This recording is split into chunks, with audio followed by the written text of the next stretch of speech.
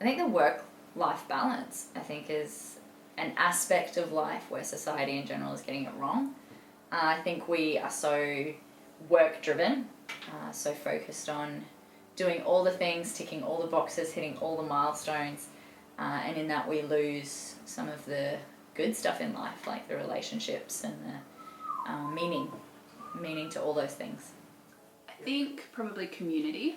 I think there's a lot of people that are connected in places like church or sports groups or maybe have a hobby or something, but I think through my life experience with friends or work, I've seen a lot of people that have no support network, and I think as a society we could probably do better at being the village, especially around people that aren't already connected into a group.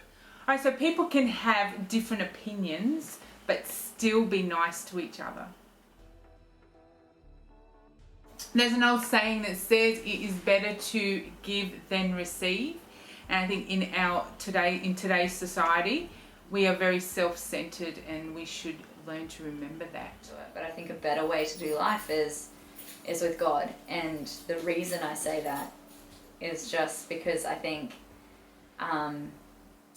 when it all comes down to me and my ability or my skills or my talents, and I have to make it all on my own, then that's a lot of pressure to carry just for me. And then when things go wrong or belly up, then, well, oh my goodness, what do I do now? I think when we do life with God, there's an assurance that regardless of how life pans out, there's hope. There's hope that at the end of the day, even if I mess it up, that maybe God's got some other plans in there that, in my small human mind, I can't comprehend yet. And that's comforting. It's comforting to know that the buck doesn't stop with me. It's amazing how there's so many different perspectives on issues out there. What I find fascinating is sometimes we might start off at disagreeing with something, but then later on down the track we end up adopting that position through just a change of perspective or getting to know someone who shares that opinion. Yeah, that's true. For me, a recent example is, recent, not so recent, my husband was kind of, helping me understand some more about climate change. And I must admit, when I first started to hear about it, I kind of shut down because I was like, well, that means we can't have fun, can't travel overseas, can't enjoy things, can't whatever. Anyway, and he really opened my eyes to the fact that with technological advances, actually there's some really amazing opportunities. We actually don't need to despair if governments actually take a really proactive approach to supporting some industries that are really innovative for climate change. We can actually see some really amazing things happen. So for me, it was kind of that interesting journey from initial eye-opening, a little bit of despair, and then he kind of just guided me gently to see, actually, no, there's great hope. So that was, for me, that was the journey. That's what we're going to look at today. And particularly on the topic of Jesus, some wildly different perspectives out there. Not that we want to change your mind, but just looking at a story of how there were some people that didn't expect much of Jesus, but their opinion soon changed. So there was this guy that was unable to walk, and he was sitting where people would go past and he would beg for money. And one day, Peter and John, disciples of Jesus, went past, and this beggar, as he would, he asked them for money. But funnily, Peter and John didn't have much money, but they offered him something else. They said, in the name of Jesus, get up and walk. And this guy got up and started walking, started jumping, started celebrating. He got something way more than he expected. Yeah. And then, of course, people are looking and they're thinking, hang on a second, what's going on here? Can somebody explain it to us? And all of a sudden, these guys then have this position or this invitation to explain that, hey, the name of Jesus, the one you actually wanted to be killed and, had arrested, the one that you wanted to, be away with because he was too controversial at the time, too frustrating for you, he's the one whose power has actually enabled this person to walk. And that's just incredible. Wow. Such a change in perspective for them too. Exactly. Seeing something from a completely different angle. Let's keep investigating.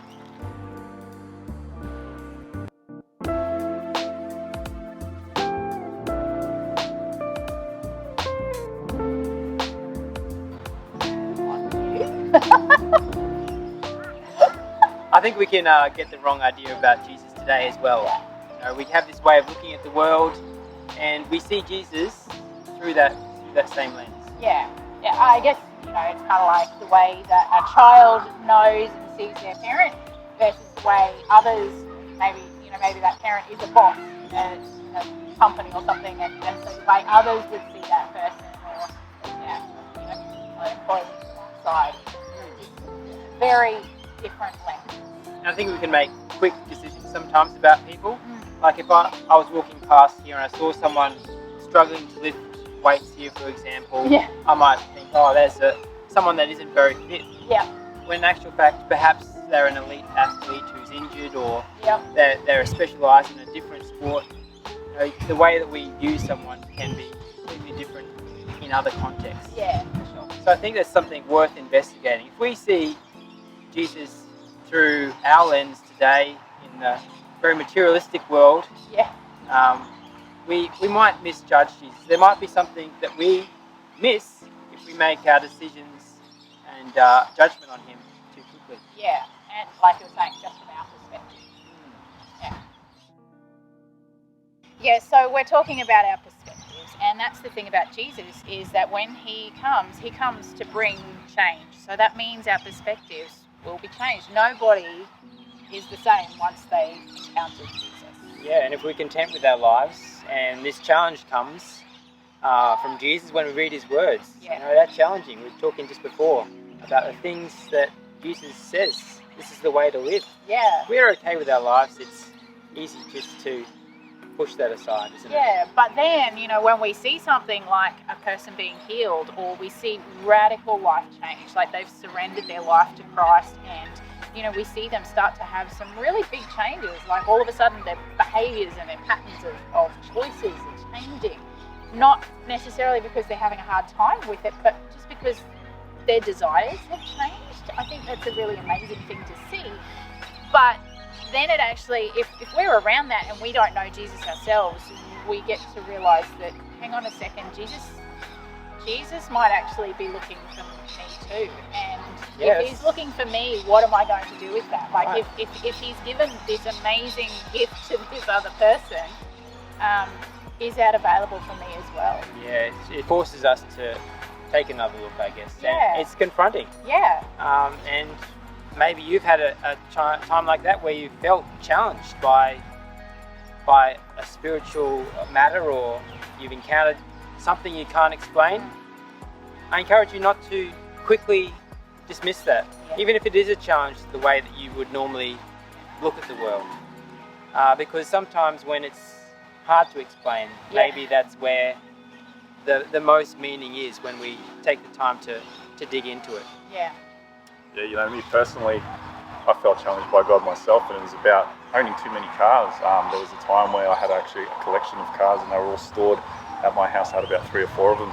And God sort of spoke to me and said, "Chris, what are you doing? There's families that could be using these cars, and there's other people that don't have cars that could be using them." So that prompted me to get rid of them, and that's what I did. So not long after I got rid of those cars, I actually started experiencing a lot of freedom, and I feel that a weight had been lifted off me. And now I come to find, as I live life, it's the less I have, the happier I am, and I continue in that with everything I do in life. So I don't buy things that I'm not going to use or I'm not going to need. And if I do have something that I'm not using, I generally just pass it on and give it away to someone that might use it. So yeah, it's been really, really liberating for me. So you might not be interested in Jesus at this stage of your life, but he's interested in us. He's interested in you. And the thing is, it is a challenge. The challenge of following Jesus is a real one. He's not looking just to make quick fixes. He wants to go to the core of who we are and bring about wholeness. Yeah, so if you are interested in any way about talking about this more, please message through. We would love to be able to encourage you in the journey, to answer any questions you have, because the love that God brings is just so amazing, and we would love to be a part of that journey for you. You're available Tuesday nights at 7:30 p.m. We have a video call. You're welcome, most welcome, to join us there. Details are on our website.